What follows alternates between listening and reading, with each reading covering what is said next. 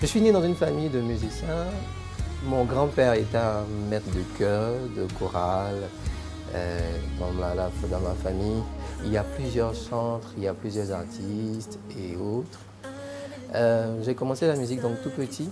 Mais vous savez que se découvrir un talent ne donne pas forcément un appel. C'est vrai que j'avais des aptitudes musicales, je pouvais chanter, on m'appelait un peu partout pour chanter quand j'étais tout petit. Mais en grandissant, je me suis rendu compte que Dieu avait un autre plan pour moi.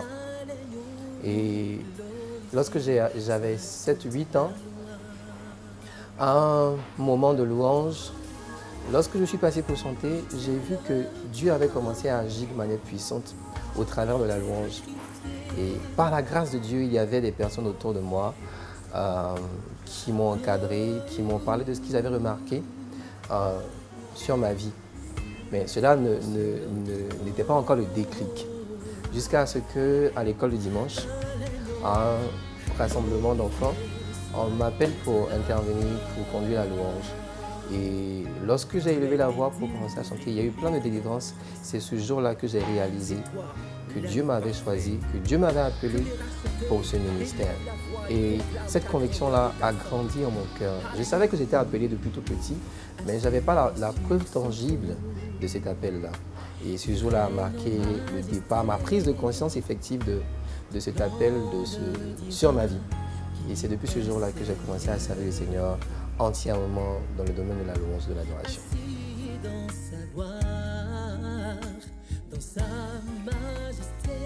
Bien, les relations que j'ai avec les centres, c'est plutôt des relations fraternelles. Je suis plutôt réservé, comme on le dit souvent, mais aidant lorsque il y a quelque chose où je peux aider. Je donne toujours de mon expertise, de mon savoir. Je donne toujours de mes connexions. Il y a une chante qui m'appelle l'homme des connexions. Des connexions que j'ai afin de pouvoir aider les autres. Donc je suis en bonne intelligence avec tout le monde, que ce soit la génération plus grande, c'est-à-dire notre maman Constance, qui encore, maman Legoïlou, Béatrice Nyoupali, tous ces grands noms de la musique. Avec les jeunes également, comme Derek, Hugues Fouet, que je salue au passage, tous ces worship leaders-là, nous sommes vraiment en de bons termes et puis le Seigneur est glorifié. Il règne en majesté. Toute langue dira qu'il est. Le meilleur souvenir que j'ai, c'est mon appel. Ça, c'est le premier élément, c'est mon appel. Parce que c'est ce jour-là où j'ai réalisé qui j'étais vraiment et le but, l'un des buts de ma venue sur terre. Pourquoi est-ce que Dieu m'avait appelé? Pourquoi est-ce qu'il m'avait donné cette petite voix? Vous savez, quand j'étais à l'école primaire, il y a une chanson que les gens aiment chanter. Pour juste vous faire comprendre. Et en classe, quand mes camarades de classe chantaient et que je chantais, on me disait que c'était différent. Je me disais pourquoi est-ce que c'était différent. Je voulais chanter comme eux, mais je n'étais pas à l'aise quand je faisais comme eux.